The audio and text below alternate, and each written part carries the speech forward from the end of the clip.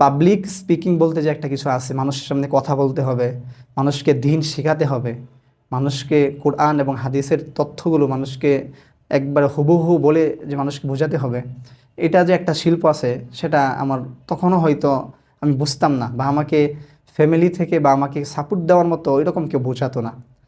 যার কারণে এই একটা হোঁচট আমি খেয়ে ফেলেছি। মানুষ তখন বলতেছিল যে মাদ্রাসায় পড়তেছে কিন্তু কিছু কথা বলতে পারতেছে না। তখন আমার অন্তরে বারবার একটা জিনিস নাড়া দিচ্ছিল বা আগুন প্রজ্বলিত হচ্ছে। আগে সর্বপ্রথম কথা বলতে আমার খুব ভয় হতো, যে ভয়টা আমাকে মানুষের সামনে কথা বলা থেকে বাধা দিত।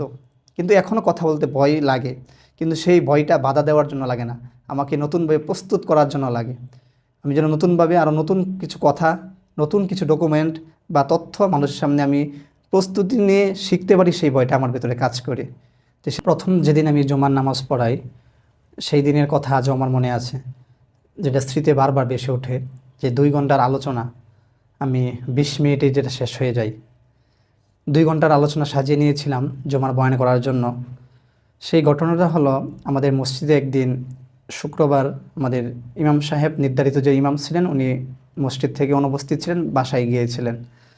তো সে যাওয়ার দরুন, যেহেতু আমি সে সময় মাদ্রাসায় পড়তাম আর কিতাবখানার কিছু ক্লাস মাত্র পড়েছি, তখন আমাকে বলা হলো যে তুমি বয়ানের মেহরাবে দাঁড়াও, দাঁড়িয়ে কিছু কথা বলো। তো আগে থেকে ওইরকম কোনো প্রস্তুতি ছিল না, হুটহাট করে দাঁড়ালাম। দাঁড়ানোর পর আমার ভিতর থেকে একটা জিনিস কাজ করতেছিল যে কিছু কথা বলার, কিন্তু কি বলবো সেটা খুঁজে পাচ্ছিলাম না। আমার কাছে বারবার মনে হচ্ছিল যেন মাটি যেন ফাঁকা হয়ে যায়, আমি ভিতরে চলে যাই, এরকম লজ্জাবোধ আমার কাজ করতেছিল। তারপর আর ওই দিন ওই জমাতে আর কিছু বলতে পারি নাই, নামাজ স্বাভাবিকভাবে পড়িয়েছি। তারপরের সপ্তাহে আমি নিজ আগ্রহে ইচ্ছায় বললাম যে আমি আলোচনা করব। তারপর 2 ঘন্টার আলোচনা সাজালাম জুমার। সাজানোর পর যখন বয়ানের মেহরাবে দাঁড়ালাম, দাঁড়ানোর পর গিয়ে দেখি 20 মিনিট আলোচনা পুরাটুক শেষ। তো বাকি সময় কি করব, বাকি সময় নানান আরও যত কথাবার্তা আছে এগুলো বলে কাটালাম, বা 1 ঘন্টা সময় আছে এরকম সময় থাকতে শেষ করে ফেললাম। করার পর নামাজ পড়িয়েছিলাম। পড়ানোর পর মানুষ বলতেছিল যে কি বয়ান করলো, বা মাদ্রাসায় পড়লো, বা যে দিনের কিছু কথা শিখেছে বা আমাদেরকে শিখাবে বা আমাদেরকে বলে প্রচার প্রসার করবে, এটা করতে পারে নাই, তো মাদ্রাসা পড়ে কী লাভ, এরকম নানান কথাবার্তা আমাকে মানুষ। তো আপনার ভর্তি হলাম।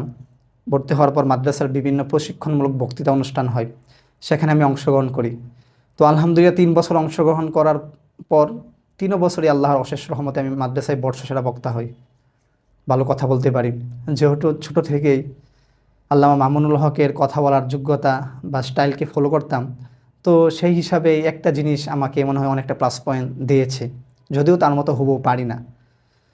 তারপর 3 বছর ঢাকায় কথা বলার যে একটা যোগ্যতা আলহামদুলিল্লাহ তৈরি হয়েছে, হওয়ার পর আপনার গত বছরে আমি নরসিংদী জেলার শিবপুর থানায় একটি মসজিদে আমি খেতাবতের দায়িত্ব আদায় করেছিলাম প্রায় 1 বছর। ওইখানে আলহামদুলিল্লাহ অত্যন্ত সুনামের সাথেই মসজিদে জুমার দায়িত্বে আদায়রত ছিলাম, জুমার দায়িত্ব পালন করেছি। আলহামদুলিল্লাহ এবছরও আমার পড়াশোনার পাশাপাশি প্রতিদিন ঢাকা থেকে গাজীপুর চৌরাস্তা শালনার এদিকে একটা মসজিদে আমি জুমার দায়িত্ব পালন করেছি প্রতি সপ্তাহে। এটা আমার জন্য অনেক কষ্ট হতো, কিন্তু আমার এই কষ্টটাকে আমি বিসর্জন দিয়ে আমি শুধু এই কথা বলার যে একটা শিল্প, একটা যোগ্যতা, এটাকে কন্টিনিউ রাখার জন্য, মানুষের সামনে বাচনভঙ্গি, মানুষের সামনে দিনের কথাগুলো পৌঁছানোর জন্য এতটুকু মুজাহাদা মেহনত আমি করেছি। তো আলহামদুলিল্লাহ সেই ধারাবাহিকতায় সেই থেকে যে যাত্রা শুরু হয়েছিল আপনার, আলহামদুলিল্লাহ এখন শুধু জুমার বয়ানে না, বিভিন্ন মাহফিলে, মাঠে ময়দানে সকল শ্রেণীর মানুষদের সাথে নিয়ে আলহামদুলিল্লাহ এখন বিভিন্নভাবে কথা বলার যোগ্যতা আল্লাহ রব্বুল আলামিন দিয়েছেন।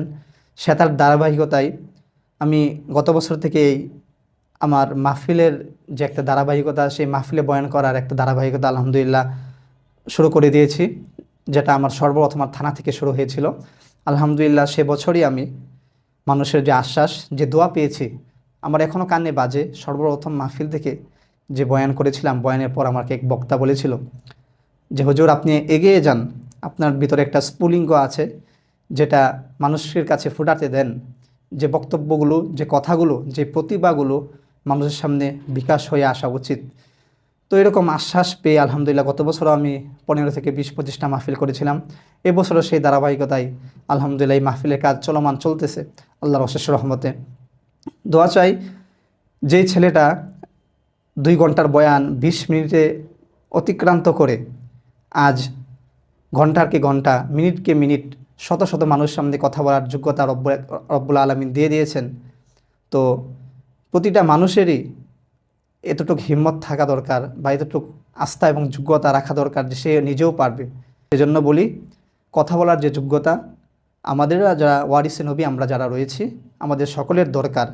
যদি আমি পারি আপনিও পারবেন। আপনার ভিতর যদি অবশ্যই যোগ্যতা রয়েছে, আপনিও আশা করলে সুন্দরভাবে কথা বলতে পারবেন।